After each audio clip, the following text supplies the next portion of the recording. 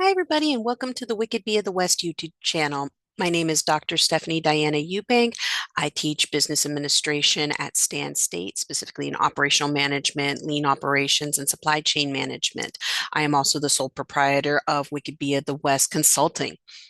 So, being as it's the last days of March and Women's History Month, I want to take a special reflection, not only on the achievements of women throughout history, but also on the systems and structures that either support or hinder women today.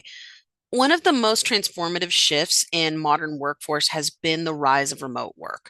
For many women, especially those balancing professional responsibilities with unpaid caregiving, remote work is a perk. It is essential accommodation that makes the workforce participation possible. And I speak from experience on that front. Research consistently shows that women perform the majority of unpaid caregiving labor in the United States, according to the National Partnership for Women and Families. Women account for approximately two-thirds of all unpaid caregiving, contributing to over 300 hours per year on average for caregiving of children, spouses, aging parents, and family members with disabilities. This labor is economically significant and valued at over 1.1 trillion annually. Yet it remains largely invisible and unsupported by traditional workplace structures.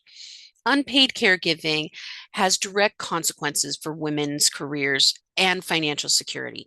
Studies from the U.S. Department of Labor indicate that women, particularly older women, are more likely to reduce their work hours, decline promotions, or exit the workforce entirely due to caregiving responsibilities.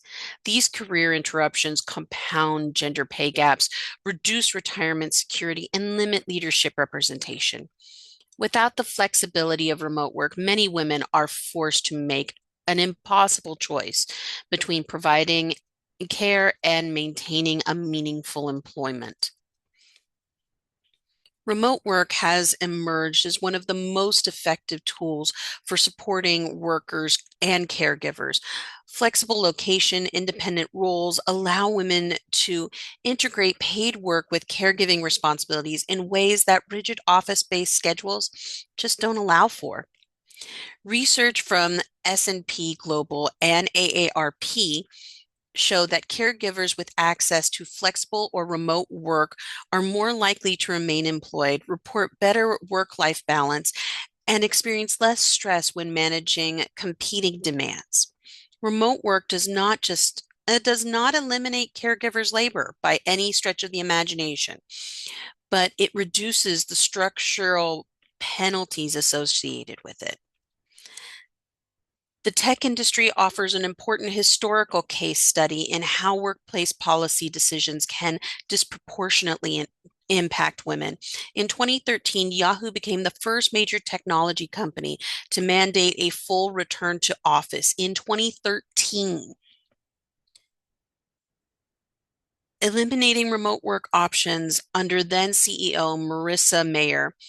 This decision, one of the earliest high-profile return to work mandates, had a ripple effect across Silicon Valley and disproportionately affected women, particularly working mothers and caregivers, who relied on flexibility to retain their tech roles. Rather than improving equity or innovation, the policy was widely criticized for pushing women out of the workforce at a moment when remote work was offering new pathways into it. More than a decade later, the lesson from Yahoo's 2013 decision remains relevant. When organizations remove flexibility, women leave, not because of the lack of ambition or skill, but because systems are designed around an outdated assumption of who work is for. Remote work challenges that assumption by recognizing that productivity and professionalism are not tied to physical presence, but to outcomes, trust, and accessibility.